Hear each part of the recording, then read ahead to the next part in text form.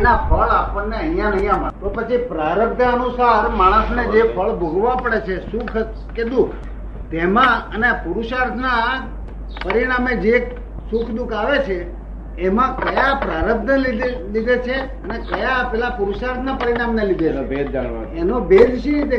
હા, બરોબર. એ ભેદ નહીં જાણવાથી તો આખું આ બધી ભ્રમણા ઉભી થઈ ગઈ. એ શું માને છે? સવારે મેં ગયો ખેતરમાં ગયો એ પુરુષાર્થ, અને આ હું 7 વાગે આવ્યો એ પ્રારંભ થઈ ગયા છે.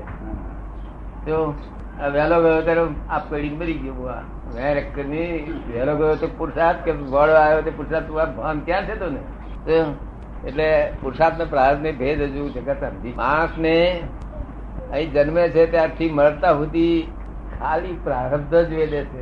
શું કહ્યું? પ્રારબ્ધ. પુરુષાર્થ ક્યારે થાય શરૂ? 2 જાતના પુરુષાર્થ. એક પ્રારબ્ધમાંથી ઉત્પન્ન થતો પુરુષાર્થ. પ્રારબ્ધમાંથી ઉત્પન્ન થતો, પ્રારબ્ધમાંથી બીજ પડે અને બીજ પડે તેનાથી ઉત્પન્ન થતો પુરુષાર્થ. અને એક છે તે પુરુષ થયા પછીનો પુરુષાર્થ. પુરુષ થયા પછીનો પુરુષાર્થ એટલે મેં જ્ઞાન તમને આપ્યું તે પ્રકૃતિ તમે સુધા પડ્યા, હું શુદ્ધાત્મા એટલે પુરુષ છે, અને ત્યાર પછી પુરુષાર્થ છે ખરો પુરુષાર્થ આ. અને પેલો પુરુષાર્થ તો ખરો જ, ખોટું ના કહેવાય. જો પણ તે આ લોકો જે માણસ છે એને પુરુષાર્થ નથી. આ લોકો માણસ છે એમાં કોઈ માણસ થતો નથી પુરુષાર્થ બાબત. એ શું કહેવા માંગે છે કે આ જે ચાલી રહ્યું છે, બધી ક્રિયા કરી રહ્યા છો, આ જે બધી ક્રિયા ચાલી રહી છે એ ક્રિયા બધી માત્ર પ્રારબ્ધ છે. હવે આ પ્રારબ્ધમાં તને જે એમ થાય છે કે મેં આને દાન આપ્યું તે આપવા જેવું જ હતું, શું મારે દાન આપવાની બહુ ભાવના હતી, મેં દાન આપ્યું છે, આ દાન આપ્યું એ બધું પ્રારબ્ધ કહેવાય. ભાવના હતી. આ ભાવના કઈ ભાવના હતી એ પુરુષાર્થ છે. શું છે? કઈ ભાવના હતી તે પુરુષાર્થ. હા, કોક શું કે મને તો હમણાં દબાણને લીધે મેં આપ્યું છે. દબાણને લઈને આપે ખરા? દાન આપે તે હું અમતી ભાવનાથી આપું, કોઈ છે દબાણથી આપે, કોઈ ફરજિયાત ગાળો ભણીને આપે, એવું બને ખરું? એ તો બોલનાર માણસ ની કેવી અસર છે સમા ઉપર, એના ઉપર આધાર રાખે. નિયતિ નીતિ આ શું કે છે આપડા લોકો? નિયતિ શું કે છે? નૈયત. નૈયતે પુરુષાર્થ છે. શું છે? નૈયતે પુરુષાર્થ. હા, એનો હેતુ શું છે એ પુરુષાર્થ. જગતમાં પુરુષાર્થ જેવી વસ્તુ જ નથી. આ તો લોકો છે તે એ વહેલો ઉઠું તો પુરુષાર્થ અને મોડો ઉઠ્યો પ્રારબ્ધ. આ શું આખી મારી આખું કે છે બાતમી. આપણે અંગ્રેજીમાં કહેવાય છે ને, a man a person is the maker of his own fortune. હા, person is the maker of his own fortune. હા, બરોબર છે.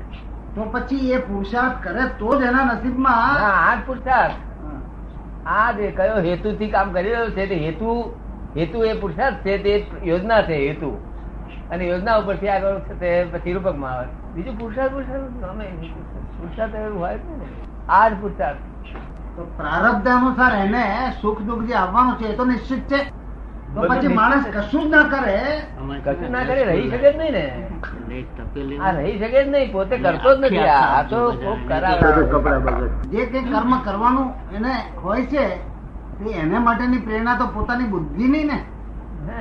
એ વાતમાં કશો માલ નથી એ બધી. તો પછી શું કરવાનું? પુરુષાર્થ બી પુરુષાર્થ એટલે શું?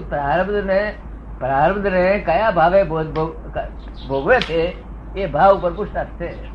બહુ ઝીણી વાત છે. આ તો મોટા મોટા સંતો ને સમજણ ના પડે એવી વાત છે. એવું છે, બહુ વિકટ છે, બહુ વિકટ છે. એટલું અમે આ જ્ઞાની પુરુષ જાણે આ બાબત. એટલે પછી એ કહી દે કે ભાઈ વ્યવસ્થિત છે માટે શાંતિ રાખી. શું કહ્યું? તમે ખબર ને? આવો પેલો ભાવ ના કરે પછી દાન આપે તેમાં આ સારું કર્યું મેં ના બોલે અને આ ખોટું કર્યું એવું ના બોલે. એટલે માટે આપણે શું કરીએ? સંભાવ નિકાલ કરી નાખી. એટલે ફરી પુરુષાર્થ ફરી આપણે યોજના ઘડાય જ નહીં. તમે સમજ પડે ને? એટલે આ જ યોજના જ કરે છે. ભલે 2 ભાઈ જમીન પર રહેતા હોય, એક ભાઈ છે તે પોતાને તો કોઈ આવે તેને હેલ્પ કરે એવો હોય, અને બીજો ભાઈ છે તે કપાસ ચોરાવડાવે કોકના ખેતરમાં. શું હવે જે કપાસ ચોર્યો, જે કપાસ ચોરી લાયા એ પ્રારબ્ધ છે. પ્રારબ્ધ એ ચોરી કરવાનો વિચાર આવ્યો તે જ પ્રારબ્ધ. ચોરી લાયા તે પ્રારબ્ધ. પણ જે ચોરી લાયા તે વખતે મનમાં એમ થાય કે બધા આમાં ખોટો કામ હું ક્યાં કરું છું, તો એ પુરુષાર્થ સારો બંધાયો.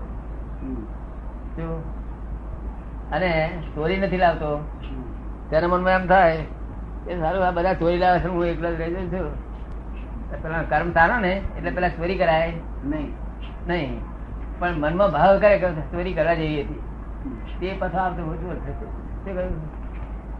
આ બહુ ઝીણી વાત છે. આ તો તમારે મારી જોડે બહુ વખત આ પ્રશ્ન પૂછપૂછ કરો ત્યારે તમને ઘેર બેસશે. બહુ વખત પૂછપૂછ કરશો, હોય એક વખત પૂછશો ને ત્યારે મારી વાત તમને સમજાશે. હું શું કહેવા માંગુ જે આખું જગત કોઈ પણ માણસ સમજો નથી, એ આ ઝીણી વાત તમે પૂછી આજે. હું વિચારતો હતો કે આવી કોઈ વાત પૂછનાર કેમ મળતો નથી મને. મને સમજાય તમે હું એક વ્યવસ્થિત એટલું જાગરણ જરૂર કોઈ પૂછનાર મળતો નથી એવું હું માનતો હતો. ભાઈ ભાવ દરેક ક્રિયા કરતી વખતે ભાવ ઉત્પન્ન થવાનો. હજી બરાબર ભેદ નથી આવતો. એ છે હું તમે 100 વખત કહું છું, 100 વખત તમે પૂછશો તારે એકાદ વખત કઈ ઘેર બેસી જશે, ઘેર બેસી જશે. અહીં તમે પુરુષાર્થ છે ને ત્યારે માણસ એ તમને સમજ પાડ્યું કે આ પુરુષાર્થ નહીં, આ પુરુષાર્થ નહીં. તમે છે ને પુરુષાર્થ માનો. હું એ સમજુ છું કે હમણાં જેમ આપને કહ્યું ને કે પ્રારબ્ધ અનુસાર માણસને કશું કરવાનું રહેતું નથી. એ તો નિશ્ચિત છે સુખ કે દુઃખ જે આવવાનું છે, હા એ તો એને ભોગવે જ છૂટકો છે. એ એક સેક્શન એક જુદો જ છે, એક વસ્તુ જુદી. હવે પુરુષાર્થમાં માણસ કોઈ ખોટું જ કર્મ કરે છે. માનો કે ટિકિટ લીધા વગર ટ્રેનમાં બેઠો, ટિકિટ લીધા વગર રેલવે ટ્રેનમાં મુસાફરી કરે છે, પેલો ટીટી આવે છે પકડાય છે તો એને ડબલ ચાર્જ કરે છે, બરાબર. હવે એ એને ખોટું કર્મ તો ખરું ને, ખોટું કર્મ ખરું ને. પૈસા પાસે ના આવે તો એને જેલમાં મોકલે છે. હવે એ વસ્તુ પુરુષાર્થ નું પરિણામ રહ્યું કે પછી પ્રારબ્ધ નું પરિણામ? પ્રારબ્ધ ટિકિટ વગર બેઠો તે જ પ્રારબ્ધ. એ પ્રારબ્ધ. કારણ કે અહીંયા ને સામાન્ય માણસ ટિકિટ લઈને બેઠો તે પ્રારબ્ધ, ટિકિટ લીધા વગર બેઠો તે પ્રારબ્ધ. લીધા વગર તો શું છે કે ભાઈ કર્મ આને ખોટું કર્યું એ તો સામાન્ય માણસ ને સમજાય છે. આખું જગત જે ખોટું કરી રહ્યું છે ને પ્રારબ્ધ ના આધારે ખોટું કરી રહ્યું છે, સારું કરી રહ્યું છે પ્રારબ્ધ ના આધારે કરી દીધું. તે પેલો શું કહેતો હતો થતી નથી તો હે ભગવાન કઈ બતાવો, તો ભગવાન કશું બતાવ્યું નહીં. એ આ ઝીણી વાત પૂછવા માંગો છો. હા પ્રકૃતિ જ કુદાવડાવે. મારું એમ કહેવાનું કે મરવા માટે પુરુષાર્થ કરતો છે કે જીવવા હારું પુરુષાર્થ કરતો છે? ભગવાન ની પ્રાપ્તિ માટે પુરુષાર્થ કરવાનો છે. હા એમ નહીં તો આ મરવાનો આવે છે કે મરવા માટે પુરુષાર્થ કરે છે કે જીવવા હારું? ના એ તો પુરુષાર્થ કરે કે ના કરે એ તો આવવાનું જ છે. એના માટે પુરુષાર્થ કરવાની જરૂર જ નહીં. આ ત્રણ મોટી બાબતો છે એ ઉઘાડી દેખાય એવી છે કે જન્મ, લગ્ન અને મૃત્યુ એ ત્રણે પ્રારબ્ધ ખુલ્લું દેખાડ્યું છે કુદરતે. બુદ્ધિશાળી સમજાયું છે, પણ બીજી બધી જુદી જુદી બાબતો છે સમજાય છે.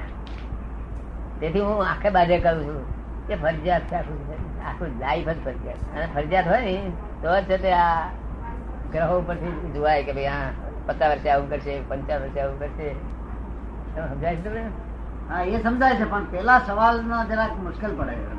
ના પણ આ તમે 100 વખત પૂછશે, પણ અત્યારે પૂછવાની રીત બરાબર. એક માણસે બીજાને માનો કે 10-15 હજાર રૂપિયા ધીર્યા, હા બરોબર, સાધારણ સહી લીધી હોય, હા માની લો ને ઘડી ભર દલીલ ખાતર કે પ્રો નોટ લીધી, પ્રો નોટ લીધી અને પ્રોમિસરી નોટ લીધી, 3 વર્ષ વીતી ગયા, હા પેલું કાયદેસર રહ્યું નહીં, હા છતાં પણ બીજા સર્કમસ્ટન્શિયલ એવિડન્સ, બીજા પુરાવા અમુક એવા છે કે પેલાને પૈસા મળે, પણ તેટલા વાસ્તે પેલો આમ સીધી રીતે માનતો નથી, એટલે પેલાને ના છૂટકે 15,000 રિકવર કરવા દાવો માંડવો પડે.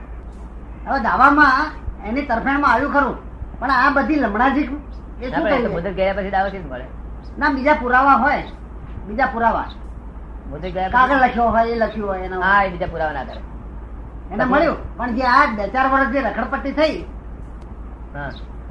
તે એ એનો પુરુષાર્થ કહો કે પ્રારબ્ધ કહો, શું કેવું? એ બધું પ્રારબ્ધ. રૂપિયા આપ્યા તો નથી પ્રારબ્ધ. ના રૂપિયા આપ્યા તો સામાન્ય બુદ્ધિને જણાય છે કે એ માણસે એ પેલા માણસ સાથે આ કામ પાડ્યું, એને પરિણામે આ તકલીફો ઉભી થઈ. નહીં એ તમને એ માણસ આવ્યો અને એને કહ્યું રૂપિયાની વાત, અને તમે જે અપાવડાવે છે તો એ પ્રારબ્ધ કામ કરી રહ્યું છે. પ્રારબ્ધ તમને તમારી જોડે અડધેલો મારી આવે છે. પણ આ જન્મનું એ પરિણામ નહીં કે એનું કોઝ ઓફ એક્શન સ્ટાર્ટેડ જયારે પૈસા આપ્યા ત્યારે એ કારણ ઉપસ્થિત થયું ને. એવું છે ને, તે હું તમને કહું, તે એવી કે તમને કહું, આ જગતના લોકો ભ્રાંતિથી શું માને છે કે ભાઈ આ માણસે અમની પર ક્રોધ કર્યો તે અમને કર્મ બાંધ્યું.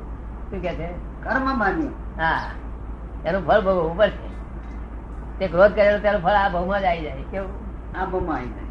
એટલે આ જે કેટલા આ બધા એના જે જગતનો કર્મો છે ને એ કર્મોનું ફળ એનું અહીં મળી જ જાય. તો મેં કર્મ કર્યું, પેલા 15,000 આપ્યા, એ કર્મ કર્યું ને? હા, એ કર્મ કર્યું. તો એનો અર્થ એવો થયો કે મારે પાછળથી 4 વર્ષ કોર્ટમાં અટકાવવું પડ્યું, હા એ કર્મનું પરિણામ ને? હા તો પછી એનો અર્થ એવો કે મારે કરવું નહોતું જોઈતું. હે એનો અર્થ એવો ને કે મારે કરવું નહોતું જોઈતું, હા, એ પછી જ્ઞાન થાય આપણને કરવું જોઈતું નતું. કરવું જોઈતું નહોતું. પણ એનો અર્થ કે છે ને આપણા હાથમાં સત્તા નહીં ને,